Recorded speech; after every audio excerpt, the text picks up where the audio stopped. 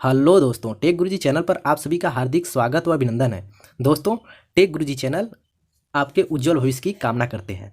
आज जो है हम दोस्तों फीटर ट्रेड से जो सीबीटी एग्ज़ाम हुआ है अभी हाल ही में, उसका क्वेश्चन पेपर सॉल्व करेंगे।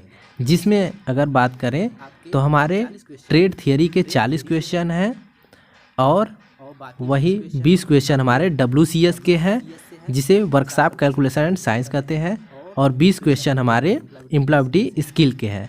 तो ट्रेड थियरी का अगर टोटल नंबर ऑफ क्वेश्चन की बात करें तो 80 क्वेश्चन है, जिसमें ट्रेड थियरी तो फीटर वाले कैंडिडेट के लिए है, और वही अगर बात करें WCS व एम्प्लॉयबिलिटी स्किल की तो ये फीटर और इलेक्ट्रीशियन दोनों ट्रेडों का कॉमन होता है। तो बिना देरी के शुरू करते हैं दोस्तों।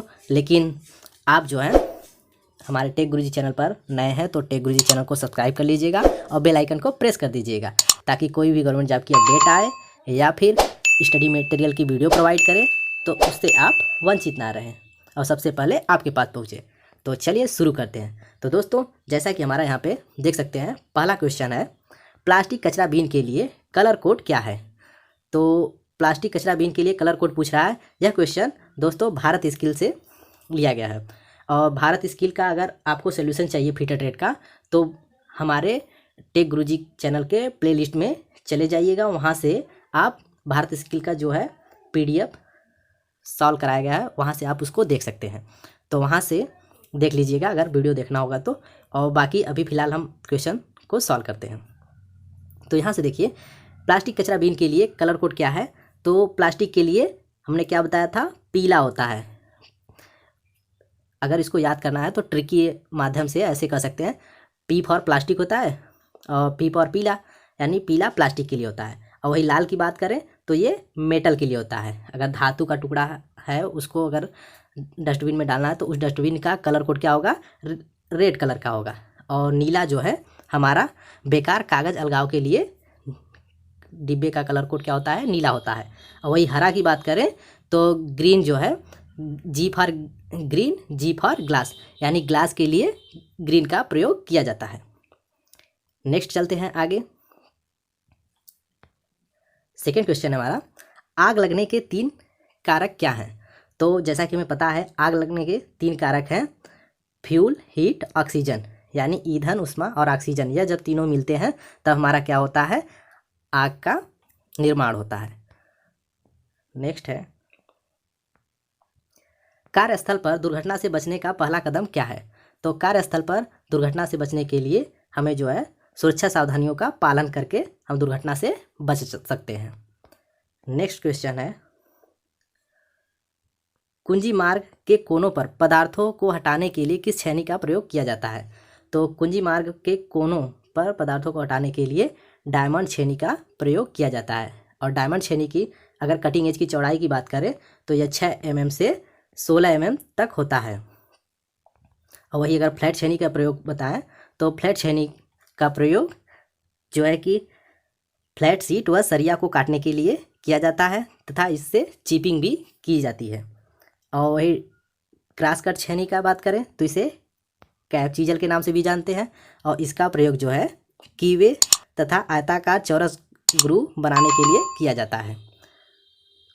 नेक्स्ट है हमारा, इस वी ब्लॉक के प्रकार की पहचान करें। यहाँ पे एक फिगर दिया हुआ है वी ब्लॉक का, इसमें पूछ रहा है कि ये कौन सा वी ब्लॉक है। तो यहाँ पे हमारा ये जो है ऊपर वाला जो हिस्सा होता है इसे लेवल बोलते हैं, और नीचे जो है इसे भी लेवल बोलते हैं। तो ये एक लेवल हो गया और ये दूसरा लेवल, और इसको जो है ग्रू बोलते हैं। तो यहाँ पे क्या है, एक लेवल इधर है, एक लेवल नीचे है, यानी 2 लेवल हो गया तो, और एक ग्रू। तो ये ऑप्शन में देख लेते हैं तो हमारा जो ऑप्शन C है वो मैच कर रहा है। डबल लेवल सिंगल ग्रू जो है वी ब्लॉक है। और वी ब्लॉक की बात करें तो वी ब्लॉक हमारे कितने प्रकार के होते हैं, 4 प्रकार के होते हैं। और वी ब्लॉक की ग्रेड की बात करें तो ये 2 ग्रेडों में पाए जाते हैं, A तथा B ग्रेड में।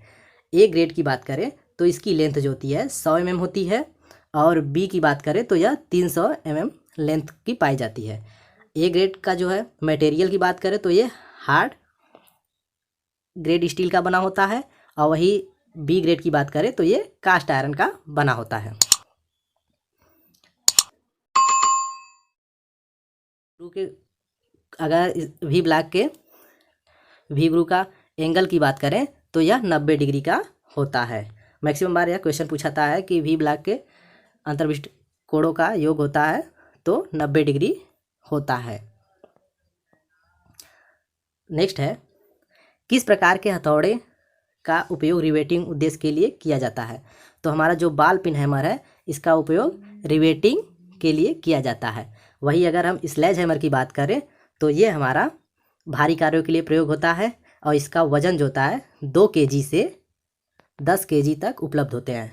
और इसके हैंडल की लंबाई अगर बात करें तो स्लेज हैमर के हैंडल की लंबाई 600 मिलीमीटर से 900 मिलीमीटर तक होता है।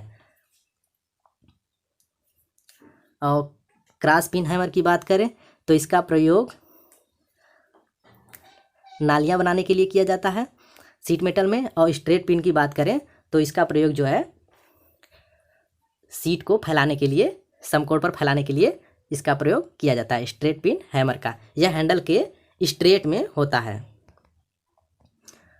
नेक्स्ट है, वर्नियर बेवल प्रोटेक्टर में स्टॉक का एक अभिन्न हिस्सा कौन सा है? तो स्टॉक का एक अभिन्न हिस्सा डायल दिया हुआ है इसमें, लेकिन डिस्क होता है। इसको आप लोग देख लीजिएगा, जो सही आंसर होगा कमेंट में टाइप कर दीजिएगा, क्योंकि हमने कहीं पढ़ा है डिस्क होता है और यहाँ पे जो है आंसर बी दिया है डायल। इसको आप लोग देख लीजिएगा, जो सही आंसर होगा वो कमेंट में टाइप कर दीजिएगा। नेक्स्ट है, कॉम्बिनेशन सेट के किस भाग का उपयोग 90 डिग्री और 45 डिग्री के कोण को चिन्हित और जांचने के लिए किया जाता है? तो कॉम्बिनेशन सेट में हमारे 3 हेड होते हैं। एक होता है सेंटर हेड और दूसरा होता है स्क्वायर हेड और तीसरा होता है प्रोटेक्टर हेड। तो यहाँ पे पूछ रहा है हमें कॉम्बिनेशन सेट के किस भाग का उपयोग 90 और 45 डिग्री का कोण चेक करने के लिए करते हैं? तो वो हम करते हैं स्क्वायर हेड का प्रयोग। स्क्वायर हेड का प्रयोग करते हैं 90 डिग्री व 45 डिग्री के कोण को चेक करने के लिए। और इसकी आकृति की बात करें तो कुछ ये ऐसे होता है। और वही सेंटर हेड की बात करें तो ये क्या करता है, राउंड व चौरस आकार के जाबों का सेंटर निकालता है। और वही अगर प्रोटेक्टर हेड की बात करें तो यह जो है 1 डिग्री की शुद्धता में कोण को मापता है। नेक्स्ट है, फाइलों के दांतों के बीच फंसी धातु की चिप्स को हटाने की विधि क्या है? तो फाइलों के दांतों के बीच में जो धातु के कण फंस जाते हैं उसे हटाने के लिए कॉपर स्ट्रिप का प्रयोग किया जाता है। नेक्स्ट है, यूनिवर्सल सरफेस गेज का कौन सा हिस्सा स्क्राइबर को पकड़ता है? तो यूनिवर्सल सरफेस गेज का कौन सा हिस्सा स्क्राइबर को पकड़ता है? तो वो हमारा स्नग्न होता है। यह क्या होता है कि हमारा कुछ अगर फिगर बनाए तो देखिए कुछ इस हिसाब से, ये पिलर हो गया, ये स्क्राइबर हो गया, इसमें बैंड स्क्राइबर होता है और यहाँ पे स्नग होता है। तो इसमें जो है ये हमारा स्क्राइबर को स्नग पकड़ा हुआ होता है। तो ऑप्शन ए जो है सही है। और गाइड पिन की बात करें तो ये जो है समांतर रेखा खींचने के लिए प्रयोग किया जाता है। फाइन एडजस्टमेंट के लिए फाइन एडजस्टमेंट पेज का प्रयोग किया जाता है। और यूनिवर्सल सरफेस गेज जो है एक मार्किंग टूल है। नेक्स्ट है, सीट मेटल वर्क में इस नोच का क्या नाम है? तो यहाँ पे ये सीट मेटल वर्क में इस नोच का नाम पूछ रहा है, तो ये हमारा स्क्वायर नोच होगा। स्क्वायर नोच है। और यहाँ पे कई नोच दिए हैं, तो अगर वी नोच की बात करें तो वी नोच की साइडें जो है 45 डिग्री पर कटी होती हैं। और वही स्लैट नोच की बात करें तो ये जो है 45 डिग्री पे ये भी कोण कटा होता है स्लैंट नोच में। और जो है इसका प्रयोग सिंगल हेम को समकोण पर बनाने के लिए किया जाता है। और स्ट्रेट नोच की बात करें तो इसका दूसरा नाम जो है स्लिट नोच के नाम से यह जाना जाता है। स्ट्रेट नोच को स्लिट नोच के नाम से भी जाना जाता है। नेक्स्ट है, कास्ट आयरन में ड्रिलिंग के लिए किस कटिंग फ्लूइड का उपयोग किया जाता है? तो कास्ट आयरन की ड्रिलिंग करनी है तो हम ड्राई एयर जेट का प्रयोग करेंगे। या सूखा कह सकते हैं, ड्राई मीन सूखा ही होता है। नेक्स्ट है, स्टील की सोल्डरिंग के लिए किस फ्लक्स का उपयोग किया जाता है? तो स्टील की सोल्डरिंग के लिए अमोनिया क्लोराइड का प्रयोग किया जाता है। वही अगर फ्लक्स आया है तो फ्लक्स में देखिए जिंक क्लोराइड दिया हुआ, रेजिन दिया हुआ, पेस्ट दिया है, तो इन तीनों का भी प्रयोग बता देते हैं।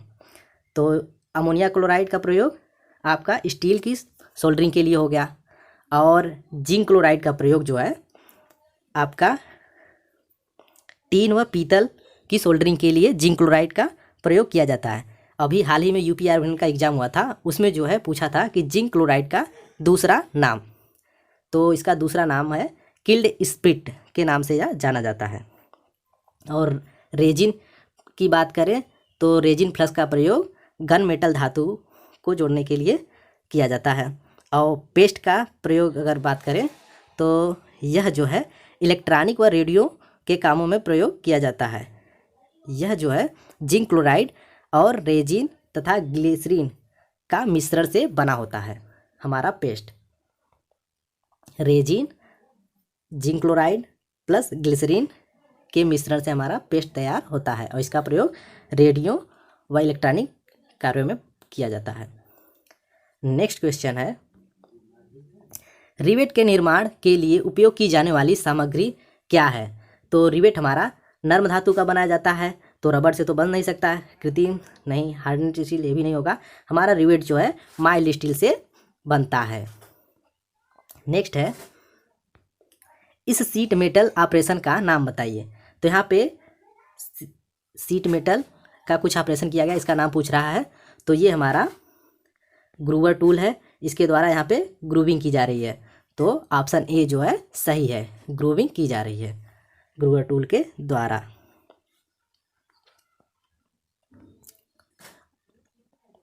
नेक्स्ट है, कौन सी धातु की सीट पानी और मौसम के संपर्क को झेल सकती है? तो जो हमारा गैल्वेनाइज्ड आयरन सीट होता है यह पानी और मौसम के संपर्क को झेल सकती है, और इस गैल्वेनाइज्ड जस्ता लोहा भी इसे कहते हैं। इसमें जो है लोहे पर जस्ते की परत चढ़ाई जाती है,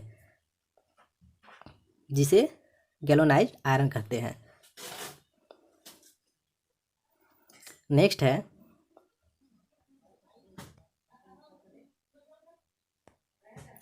ऑक्सीजन सिलेंडर का रंग क्या होता है? तो ऑक्सीजन सिलेंडर का रंग हमारा काला होता है। आप लोग देखे होंगे तो वेल्डिंग की दुकान पे, गैस वेल्डिंग की दुकान पे देखेंगे तो काले रंग का ऑक्सीजन सिलेंडर होता है, और यह लंबाई में लंबा होता है। और मैरून कलर का हमारा क्या होता है? एसिटिलीन सिलेंडर का रंग होता है। और मैरून रंग का हमारा एसिटिलीन सिलेंडर हो गया। और एसिटिलीन सिलेंडर की बात करें तो ऑक्सीजन सिलेंडर की अपेक्षा यह छोटा होता है। नेक्स्ट है, ऑक्सीजन सिलेंडर की भंडारण क्षमता कितनी होती है? तो ऑक्सीजन सिलेंडर की भंडारण क्षमता 7 मीटर क्यूब होती है। नेक्स्ट है, वेल्ड दिशा में उत्पन्न होने वाली विकृति का क्या नाम है? तो वेल्ड दिशा में उत्पन्न होने वाली विकृति का नाम लॉन्गिट्यूडिनल विकृति होता है।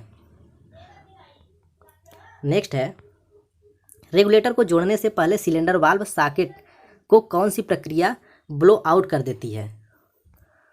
तो ये जो है क्रैंकिंग की प्रक्रिया जो है रेगुलेटर को जोड़ने से पहले सिलेंडर वाल्व सॉकेट को ब्लो आउट कर देती है। इसमें क्या होता है क्रैंकिंग में कि जब हम रेगुलेटर को सिलेंडर से जोड़ते हैं तो उसमें जो भी धूल कण होते हैं तो उसको क्या करते हैं कि एक बार चालू कर तुरंत ऑफ कर दिया जाता है, बंद कर दिया जाता है, जिससे क्या है गैस जो है धूल कण जो भी रहते हैं वह बाहर की तरफ फेंक देते हैं। इसी क्रिया को क्या कहते हैं? क्रैंकिंग। दोस्तों वीडियो अच्छा लग रहा हो तो वीडियो को लाइक कर दीजिएगा, और चैनल पर नए हैं तो चैनल को सब्सक्राइब जरूर कर दीजिएगा। तो चलिए आगे चलते हैं। नेक्स्ट है, थोक उत्पादन में कौन सा कंपैरेटर प्रयुक्त होता है? तो न्यूमेटिक कंपैरेटर का प्रयोग थोक उत्पादन में किया जाता है। नेक्स्ट है, यदि छेद का आकार स्थिर रखा जाता है और शाफ्ट अस्थिर हो तो सिस्टम का नाम क्या होगा?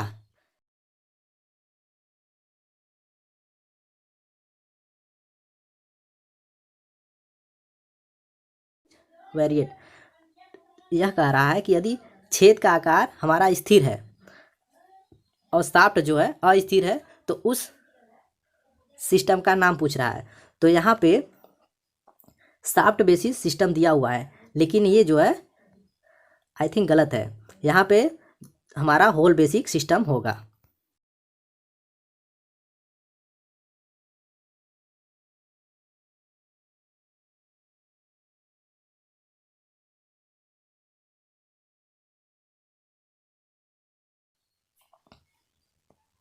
नेक्स्ट है, डायल टेस्ट की रीडिंग किस हिस्से से प्राप्त की जाती है? तो डायल टेस्ट इंडिकेटर का जो है रीडिंग पॉइंटर द्वारा प्राप्त किया जाता है।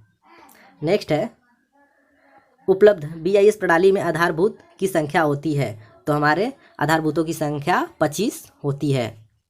नेक्स्ट है,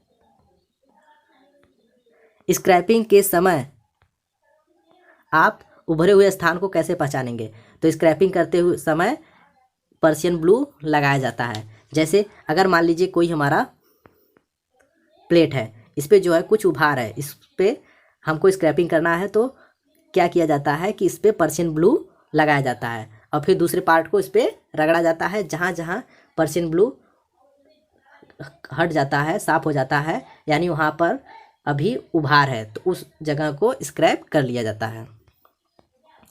तो स्क्रैपिंग के समय उभरे हुए स्थान को पहचानने के लिए पर्शियन ब्लू का प्रयोग किया जाता है। नेक्स्ट है, भागों की अंतर चूड़िया को नापने के लिए कौन से गेज का प्रयोग किया जाता है? तो यहाँ पे पूछ रहा है कि आंतरिक चूड़ी को नापने के लिए किस गेज का प्रयोग किया जाता है? तो आंतरिक चूड़ी को मापने के लिए हमारा थ्रेड प्लग गेज का प्रयोग किया जाता है। और अगर थ्रेड रिंग गेज की बात करें तो ये जो है बाहरी चूड़ियों को चेक करता है, और टेपर रिंग गेज की बात करें तो यह बाहरी टेपर को चेक करता है। थ्रेड प्लग गेज आपका अंदर के चूड़ियों का साइज को चेक करता है, और कैलिपर गेज की बात करें तो ये जो है इंटरनल और आंतरिक व बाहरी दोनों तरह की माप को चेक करता है। नेक्स्ट है, इस रिमर के प्रकार का नाम बताइए? तो ये हमारा हैंड रिमर है। हैंड रिमर में देखिए ये ऊपर का जो है सैंक स्क्वायर में बना हुआ है, इससे पहचान में आ जाता है कि यह हैंड रिमर है। नेक्स्ट है, थ्रेडिंग के लिए ड्रिल किए गए छेद के अंत में चैम्फरिंग के लिए काउंटर सिंक कोड क्या होता है? तो थ्रेडिंग के लिए ड्रिल किए गए छेद का अंत में चैम्फरिंग के लिए काउंटर सिंक कोड पूछ रहा है, तो हमारा यह 120 डिग्री होगा। अगर वही 75 डिग्री की बात करो तो ये जो है रिवेटिंग के लिए इसका प्रयोग किया जाता है, और 80 डिग्री का सेल्फ टैपिंग के लिए, और 90 डिग्री का प्रयोग बर को दूर करने के लिए, और होल की चैम्फरिंग के लिए 120 डिग्री का प्रयोग करते हैं। नेक्स्ट है, आंतरिक मैट्रिक मोस्ट टेपर होल को रिमिंग करने के लिए किस रिमर का उपयोग किया जाता है? तो समानांतर सैंक के साथ सॉकेट रिमर का प्रयोग किया जाता है। ऑप्शन डी जो है सही है। नेक्स्ट है, चूड़ी के दोनों सतहों से जुड़ने वाली शीर्ष सतह को क्या कहते हैं? तो चूड़ी से दोनों सतहों से जुड़ने वाली शीर्ष सतह को क्रेस्ट कहते हैं। ऑप्शन बी जो है सही है। नेक्स्ट है, टेलीस्कोपिंग गेज में एक्स के रूप में चिन्हित भाग का नाम क्या है? तो ये जो है प्लंजर लॉक को दिखा रहा है।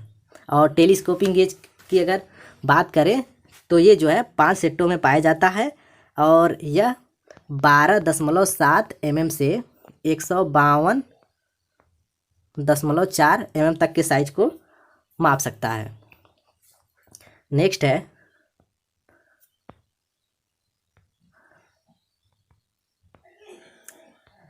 ग्राइंडिंग ऑपरेशन में प्रयुक्त उपकरण का क्या नाम है? यहाँ पे आप एक उपकरण का चिन्ह दिया हुआ है और इसका पूछ रहा है यह कौन सा उपकरण है, तो ये हमारा डायमंड ड्रेसर है। ऑप्शन सी जो है सही है।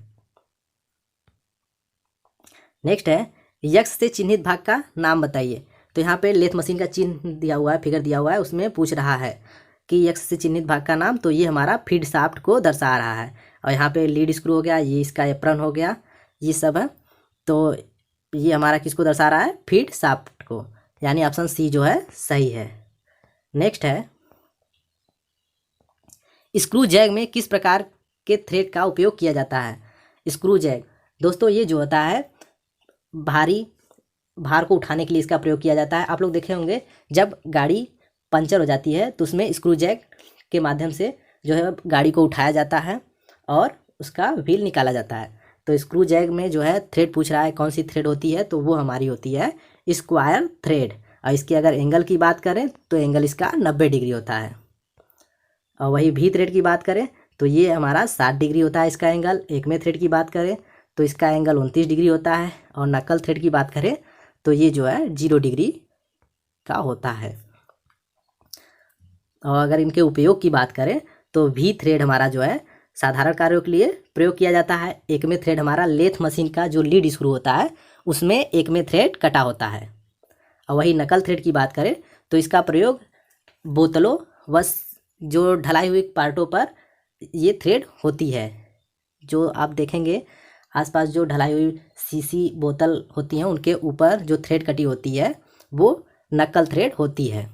इसका क्रेस्ट और रूट अर्धगोलाकार होता है। स्क्वायर थ्रेड का प्रयोग स्क्रू जैग में करते हैं। नेक्स्ट क्वेश्चन है, बड़े पैमाने पर उत्पादन में किस प्रकार के कटिंग टूल का उपयोग किया जाता है? तो थ्रो अवे टाइप टूल का प्रयोग बृहद उत्पादन के लिए किया जाता है। नेक्स्ट है, इस ऑपरेशन का क्या नाम है? यहाँ पे दिया हुआ है लेथ मशीन का एक ऑपरेशन, इसका नाम पूछ रहा है। तो ये जो है स्क्वायर अंडरकट शोल्डर का फिगर है। नेक्स्ट है, क्रेस्ट से रूट तक की ऊर्ध्वाधर दूरी कौन सी है? तो जो हमारा स्क्रू थ्रेड होता है, ये थ्रेड का प्रोफाइल है, तो ये हमारा हो गया क्रेस्ट और ये हो गया रूट। इससे जो है ऊर्ध्वाधर पूछ रहा है कि ऊर्ध्वाधर दूरी क्या कहलाती है? तो ये क्या कहलाती है? डेप्थ यानी गहराई। ऑप्शन जो है कि डी हमारा सही है। नेक्स्ट है, ऑपरेटर के कौशल को रिकॉर्ड करने के लिए किस चार्ट का प्रयोग किया जाता है? तो प्रदर्शन चार्ट जो है, परफॉर्मेंस चार्ट, इसका प्रयोग किया जाता है। नेक्स्ट है, असेंबली तकनीक में दिखाए गए भाग के प्रकार का नाम बताइए। तो ये असेंबली दिखाया गया है, इसके भाग का प्रकार पूछ रहा है। तो ये किस विधि द्वारा जो है फास्टनिंग किया गया है? तो ये हमारा काटर पिन द्वारा दो पार्टों को जोड़ा गया है, असेंबली किया गया है। नेक्स्ट है, कौन सी असेंबली तकनीक रिवेटिंग विधि के समान होती है? तो हमारा जो है पेनिंग, ये हमारा रिवेटिंग की तरह समान होता है। और जो ये पिनिंग है, ये हमारा पिन के माध्यम से दो पार्टों को जोड़ने की क्रिया को पिनिंग कहते हैं। और डावल पिन द्वारा दो पार्टों को शुद्ध एक्यूरेसी में जोड़ने की क्रिया को डावेलिंग कहते हैं। और पिन के माध्यम से जोड़ने की क्रिया को दो पार्टों को जो है कि पिनिंग बोलते हैं। और वही रिवेटिंग की तरह दो पार्टों को आपस में जोड़ने की क्रिया को पेनिंग कहते हैं। नेक्स्ट है दोस्तों, यहाँ तक आपका फीटर ट्रेड थियरी का था। ये आपका CBT एग्जाम का था। ये 40 क्वेश्चन सॉल्व हो गए। अब बचा यहाँ से आपका WCS।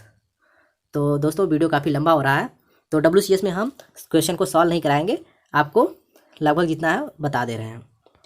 तो यहाँ से जो है देखिए, इनमें दिया हुआ है, इनमें से मूलभूत इकाइयों कौन सी हैं? तो हमें पता है कि लंबाई, द्रव्यमान और समय, ये हमारी मूलभूत इकाइयाँ हैं। ऑप्शन बी जो है सही है। नेक्स्ट है, MKS प्रणाली में यम अक्षर क्या दर्शाता है? तो MKS प्रणाली में यम अक्षर हमारा मीटर को दर्शाता है। ऑप्शन बी जो है सही है। नेक्स्ट है, 0.003 इंटू 0.5 का गुणनफल क्या होगा? तो यहाँ पे गुणा करने के लिए दिया हुआ है, तो यहाँ से 5×15 और यहाँ से 2 जीरो ले लेंगे, यानी 1 2 15 00 15 होगा, यानी ऑप्शन बी जो है सही है। नेक्स्ट है, दशमलव 456 .456 दशमलव भिन्न को प्रतिशत में बदलिए। तो हमें पता है कि दशमलव में बदलने के लिए क्या होता है कि 100 से मल्टीपल किया जाता है। तो यहाँ पे क्या होगा, 100 से मल्टीपल कर देंगे तो हमारा ये जो है दशमलव यहाँ चला आएगा, यानी 45.6 हो जाएगा। ऑप्शन ए जो है सही है। नेक्स्ट है, इनमें से किस धातु में प्रमुख सामग्री के रूप में लोहा होता है? तो पीतल में तो लोहा होता नहीं है, ब्रोंज में भी नहीं होता, जिंक में भी नहीं होता, तो हमारा जो फेरस मेटल है, लौह धातु है, उसमें जो है लोहा होता है। नेक्स्ट है, धातु की कौन सा यांत्रिक गुण एक काटने के उपकरण में लोचदार विरूपण के लिए प्रतिरोध प्रदान करती है? तो ये कठोरता जो है प्रतिरोध प्रदान करती है। ऑप्शन सी जो है सही है। नेक्स्ट है, किस मिश्र इस्पात का उपयोग कीमती उपकरण बनाने के लिए किया जाता है? तो इनवार स्टील का प्रयोग कीमती उपकरण बनाने के लिए प्रयोग किया जाता है। नेक्स्ट है, किसी पदार्थ के द्रव्यमान प्रति इकाई आयतन को क्या कहते हैं? तो उसे घनत्व कहते हैं। ऑप्शन सी जो है सही है। नेक्स्ट है, जिस वस्तु में परिणाम या साइज होता है उसे क्या कहते हैं? तो वो हमारी अदिश राशि होती है। नेक्स्ट है, पानी की विशिष्ट ऊष्मा का मान क्या है? तो पानी की विशिष्ट ऊष्मा का मान 1 होता है। नेक्स्ट है, फ़ारेनहाइट स्केल में पानी का क्वथनांक कितना होता है? तो फ़ारेनहाइट स्केल में पानी का क्वथनांक 212 फ़ारेनहाइट होता है। इसे जो है आप फार्मूले से लगा सकते हैं, C/5 बराबर F माइनस 32/9 K- 273/5 R/4। इसमें से ये टोटल सूत्र है। आपको डिग्री सेंटीग्रेड दिया हुआ है और डिग्री फ़ारेनहाइट दिया हुआ है, तो इन दोनों को आप रखकर सॉल्व कर सकते हैं। नेक्स्ट है, 20 डिग्री सेंटीग्रेड से 35 डिग्री सेंटीग्रेड तक 85.5 ग्राम रेत बराबर 0.1 का तापमान बढ़ाने के लिए आवश्यक ऊष्मा की मात्रा की गणना करें। तो इसका जो है 128.25 जूल आएगा। इसको सूत्र पर लगाकर आप सॉल्व कर सकते हैं। नेक्स्ट है, धारा की इकाई क्या होती है? तो धारा की इकाई हमारी एम्पियर होती है। ऑप्शन ए जो है सही है। नेक्स्ट है, कौन सा बहुत अच्छा कंडक्टर है? तो कॉपर जो है हमारा बहुत अच्छा कंडक्टर है। नेक्स्ट है, यदि एक इलेक्ट्रिक आयरन की रेटिंग 220 वोल्ट और 500 वाट्स है तो उसका प्रतिरोध कितना होगा? तो उसका प्रतिरोध 96.8 ओम होगा। नेक्स्ट है, एक वर्ग की भुजा क्या होगी जिसका क्षेत्रफल 625 मिलीमीटर स्क्वायर है? तो यहाँ पे एक वर्ग का क्षेत्रफल दिया हुआ है 625 मिलीमीटर स्क्वायर। तो इसको जो है इसका भुजा की लंबाई पूछ रहा है, तो इसे जो है भाग विधि द्वारा सॉल्व कर सकते हैं। तो ये जो है सॉल्व करेंगे तो 2-2 का पेयर बना लेंगे, तो यहाँ पे 0 हो जाएगा। फिर उसके बाद हम ले जाएंगे 2 से, तो ये हो जाएगा 2 दूना 4, यहाँ पे 2 प्लस 8 कर देंगे तो ये हो जाएगा 4, माइनस करेंगे 2, तो ये हो जाएगा 225, 25 उतरेगा। अब यहाँ से जो है अगर हम 5 बार ले जाएंगे तो 25 हो जाएगा, और फिर 5 चौका 20, 25 को 5 लिखेंगे और यहाँ पे 2 आएगा, और फिर उसके बाद 5 चौका 20, 2 22, यानी ये जो है टोटल कट जाएगा। टोटल हमारा भाग विधि से सॉल्व करेंगे तो इसका जो है आंसर 25 आएगा। नेक्स्ट है, उस विषमभुज त्रिकोण का परिमाप क्या होगा जिसकी भुजाओं की माप 40 मिलीमीटर, 20 मिलीमीटर व 28 मिलीमीटर है? यहाँ पे एक विषम त्रिभुज दिया हुआ है और इसका पूछ रहा है कि पूरा परिमाप क्या होगा जिसमें एक भुजा की लंबाई 40 है और दूसरे की 20 और तीसरे की 28। तो परिमाप क्या होता है, पूरा जोड़ लिया जाता है। तो 40 20 60, 60 20 70, 8 78, यानी ऑप्शन बी जो है सही है। सॉरी,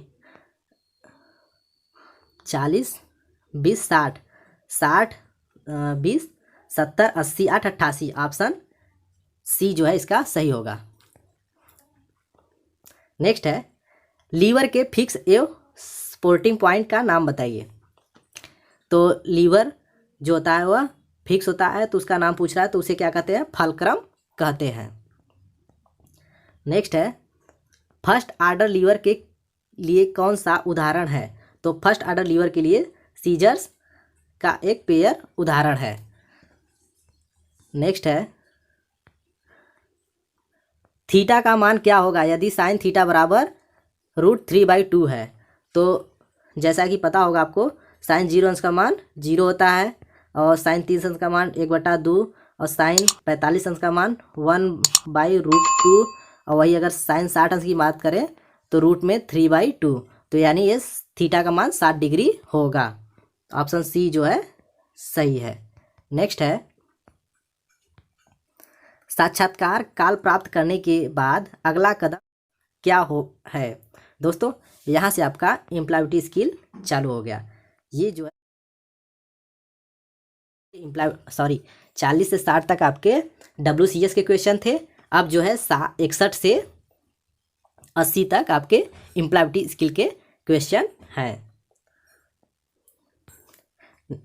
देखते हैं 61 क्वेश्चन को। साक्षात्कार काल प्राप्त करने के बाद अगला कदम क्या है? आप अगर साक्षात्कार प्राप्त कर लेते हैं तो उसके बाद आप क्या करेंगे? तो साक्षात्कार में जाएंगे, अपेयर एट इंटरव्यू।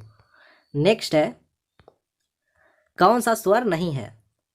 तो A, E, I, O, U ये क्या है? हमारे स्वर हैं, लेकिन यह क्या है? व्यंजन है। तो हमारा स्वर पूछ रहा है कौन सा स्वर नहीं है, तो हमारा यह जो है स्वर नहीं है। नेक्स्ट है वह शब्द जो किसी दूसरे शब्दों के समान होता है लेकिन अर्थ में भिन्न होता है, जिसे होमोफोन कहा जाता है। ऑप्शन ए जो है सही है, होमोफोन कहा जाता है। नेक्स्ट है इंटरनेट पर की गई एक अवैध गतिविधियों को क्या कहा जाता है? तो इंटरनेट पर अवैध तरीके की गतिविधियों को साइबर क्राइम कहा जाता है। नेक्स्ट है छोटी दूरी के लिए किस नेटवर्क प्रकार का उपयोग किया जाता है? तो छोटी दूरी नेटवर्क के लिए लैन का प्रयोग किया जाता है। मैक्सिमम बार लैन का फुल फॉर्म भी पूछ लेता है, तो लैन का फुल फॉर्म होता है लोकल एरिया नेटवर्क। याद कर लीजिएगा दोस्तों, क्योंकि यह बार बार पूछता भी है, आपके कॉम्पिटिटिव एग्जाम में भी लैन का फुल फॉर्म आ जाता है। नेक्स्ट है किस ओरिएंटेशन अभिविन्यास में टेक्स्ट लंबाईवार प्रिंट होता है? तो ये हमारा पोर्ट्रेट में होता है। ऑप्शन सी जो है सही है। नेक्स्ट है WAN का विस्तार क्या है? तो ये वाइड एरिया नेटवर्क इसका पूर्ण रूप होता है। नेक्स्ट है किसी विशेष कार्य के लिए समर्पण को क्या कहा जाता है? तो कमिटमेंट कहा जाता है। नेक्स्ट है लक्ष्यों को के रूप में वर्गीकृत किया जाता है। तो लक्ष्यों को अल्पकालिक और दीर्घकालिक के रूप में वर्गीकृत किया जाता है। ऑप्शन डी जो है सही है। नेक्स्ट है किसको पुअर कम्युनिकेशन माना जाता है? तो संदेश अस्पष्ट होना ये एक पुअर कम्युनिकेशन का प्रकार है। अगर आप अपनी बात किसी को स्पष्ट रूप से नहीं समझा पा रहे हैं और नहीं अगला नहीं समझ पा रहा है रिसीवर, तो आप जो है एक पुअर कम्युनिकेशन है। नेक्स्ट है कच्चे माल की खरीद, मजदूरी और वेतन, किराए, बिजली आदि के भुगतान में निवेश किया गया पैसा आता है। तो ये जो है